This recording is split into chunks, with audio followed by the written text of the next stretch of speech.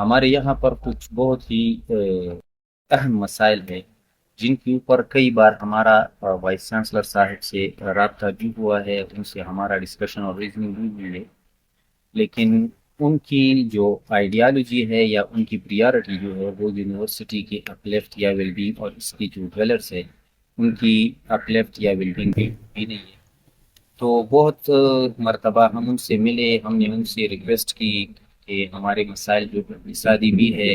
ایکیڈیمیا related, research related بھی ہے، یہاں پر انوائرمنٹ ریلیٹڈ بھی ہے،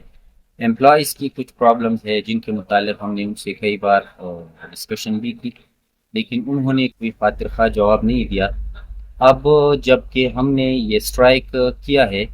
تو اس کا مطلب یہ ہے کہ ہمارے جتنے بھی یہ مسائل ہے یہ ہم عموماً احتجاج کر رہے ہیں۔ ہمارا یہ ہے کہ یہ مسائل حل ہو اور یہاں پر لوگوں کو ایک ریسٹفل اور ایک سیٹسفائیڈ انوائرمنٹ پرووائڈ کیا جائے، یہاں پر اسٹوڈنٹس کو ایک اچھا انوائرمنٹ اسٹڈی کے لیے پرووائڈ کیا جائے، یہاں پر امپلائیز کے لیے ایک اچھا انوائرمنٹ پرووائڈ کیا جائے،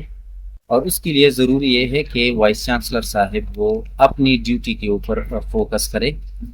وہ فنڈز کے متعلق سوچے، اس کے متعلق پلان کرے، اور فنڈز کو لانے کے لیے وہ اپنے ریسورسز اور ریلیشن شپس کو یوٹیلائز کرے۔ لیکن ان کی بات یہ ہے کہ وہ بالکل بھی یونیورسٹی سے کہیں جاتے نہیں ہیں،